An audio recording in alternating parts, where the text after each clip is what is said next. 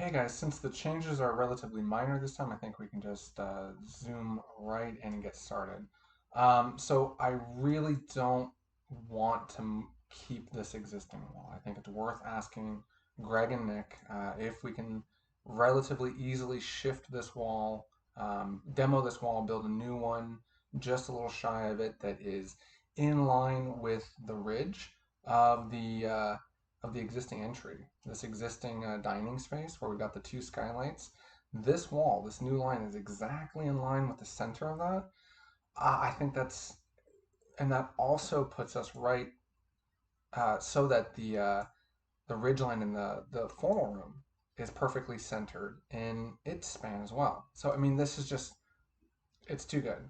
We've got to pursue this a little more aggressively. See if we can't make the furnace closet work. You know, the door opens, you can change the filters out, squeeze past perhaps to get into the ductwork if that ever needs attention. But this is certainly enough room to get some big duct trunks working.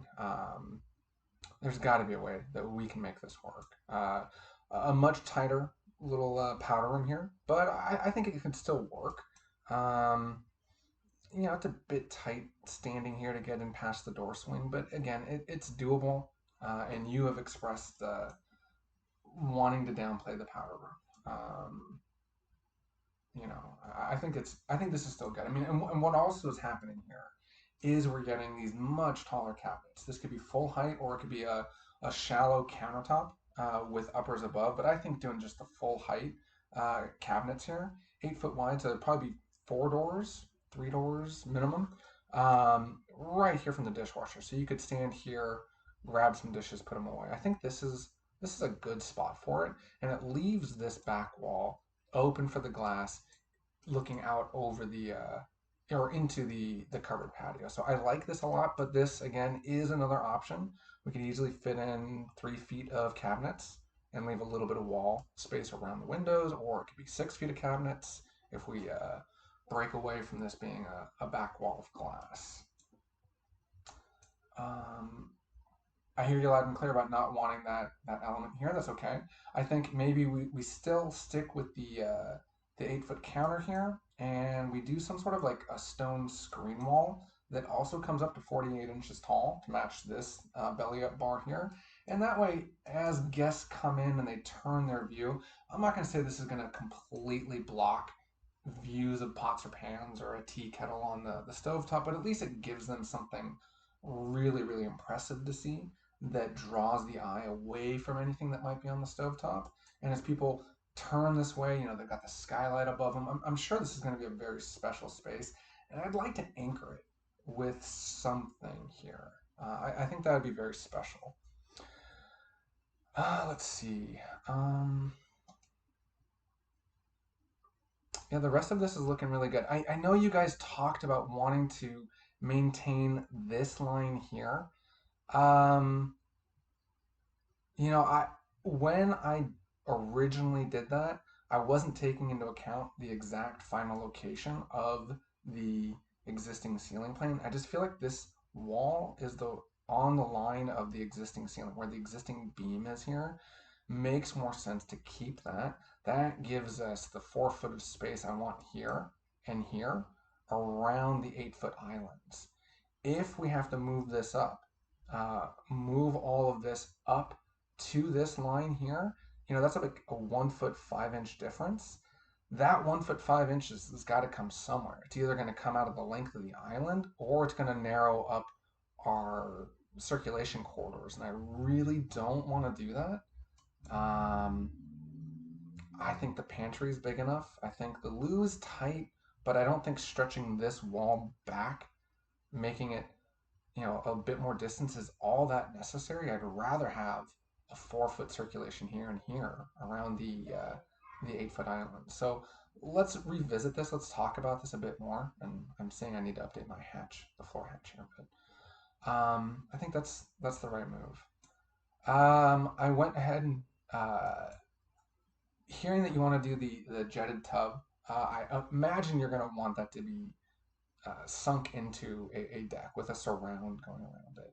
I say, given the size of those elements and the fact that we want to be able to maintain, a full height linen cabinet to open here, I'd say, let's make it a relatively tight sort of deck, not an overly large deck that the tub is sitting in. And let's see if we can't curve it to match the curve of a curved tub if that suits you. There are rectangular tubs out there as well. We could certainly do that. I just think this is a little bit nicer to transition into this space that's in front of your full height linens. Again, I need to adjust the floor hatch here. You can see how much the bathroom has grown and the closet shrunk a little bit to make room for this concept to still work. So the shower's a little bit wider. The master water closet is a little bit longer as well. We could possibly shift the doors, either a swinging door or a pocket door. I want your input on which one you prefer. These could shift down the page, and about a foot maybe, and that might make for a nice little bit of cabinetry, low cabinetry here to house some toilet paper and some, maybe anything else that might want to be in the bathroom, as well as having, magazines on top, a little votive candle, the air freshener, whatever. I think that's actually something I should show on the next iteration here. But I think this works out really nicely. You had some comments about the deck not wanting to do the deck, and maybe you're doing something happening here.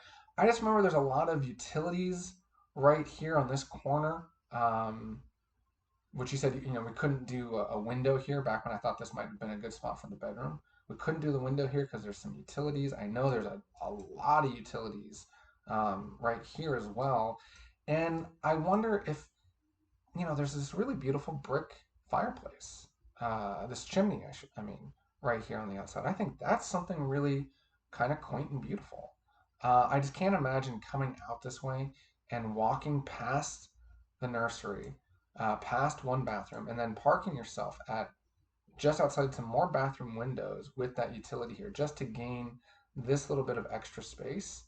I feel like just this being part of an extension of the office and stepping out and being part of the outside that's reacting or viewing or looking at this really beautiful brickwork here. I think that's something I would rather do. But, that's landscape architecture. That's certainly not something that will slow us down moving forward for your quick turnaround on a permit. But just that's something I was thinking about. And then the utility elements that we're talking about here. I understand that there's a lot of stuff on the wall here, and that there are elements along the wall, along the back too. I, when I look at the photos of it, it all looks like it's connected with metal conduits. I don't see why those couldn't be shifted and the conduits extended. If there are any sort of maximum electrical load runs or anything like that, that's beyond my area of expertise. I'm sure the installers could talk about it, but I doubt it's not flexible. And again, given the amount of money that we're spending on this project, I think it would be so, what's the term, penny wise, pound foolish to do all this work and to let these tiny little boxes on the outside dictate where we put windows. I say let's let the windows lead, and if we need to, if it's worth it, move the elements. And I think absolutely, this guy here is right in the middle of where I'd want to put the tub, and an element like this should just move over to the nearest available wall space. The same as the electrical meter here and all this stuff here. Let's move it to the air conditioning unit or behind the bed wall where there is a solid wall that doesn't impact our views. And the air conditioner can even stay here. So long as you don't hear it, it's not a loud one. I'm fine with that staying here because it doesn't really impact the idea of wanting there to be a lot of glass up against the pocket door wall that's happening at the master oasis and would be happening at the gym if I could shift all of this over. I think, revisiting this, I understand there's an existing travertine landing here. Um, Ideally, this whole assembly, the windows and the doors, would shift over and land right here, and we just do a little bit of an extension for the travertine landing. We could demo out where the last full piece is, and then start extending it from there using any extra that you might have over from the pool deck. Um, so let's talk about that and anything else. But I think this, oh, sorry, yeah, there's one other thing, zooming on, I noticed. Um, I'm showing here now a module for a library wall that might work. Now, these are arbitrary sizes. They're arbitrary, like 7 inches deep here. I think about 15 inches deep here for now. And these are just the same existing width over and over. And one of them happens to be a door that can swing out. It's not perfectly aligned with the existing opening, but whatever. Let's build some more studs here. Let's demo these studs and put a new post here, and we could have that pass through, that secret little passage. Works with the module, works with the flow of the home, but only if you want it. I know you guys are concerned about wanting to stand here and look this way and see a full with very impressive um, length of library, and I think it will be. You know, these 1, 2, 3 bays could be full depth, and then these two perhaps are half depth if you're concerned about this one um, looking different from the rest. Maybe we make it a 3 full depth, 2 half depth, and you arrange the books that way. Or these 2 bays are shallower books. These are the really big volumes. Um, that might be interesting. Um, But if this doesn't work for you, if it's too cumbersome and you don't really feel like you're going to want that direct access from the office, um, you know, saving you this longer trip, it's not that big of a deal. I just think it's fun. Um, I think it could be made to work. So let's meet again, let's talk, and then let's get structural engineering going. So the things that really matter are wall locations, doors and window locations, and relative size. I mean, the things are kind of flexible, but we want to be able to provide that to the structural engineer ASAP and get them going on that layout and get on their calendar so that we can meet San Jose's submittal schedule or deadline. All right, thank you guys.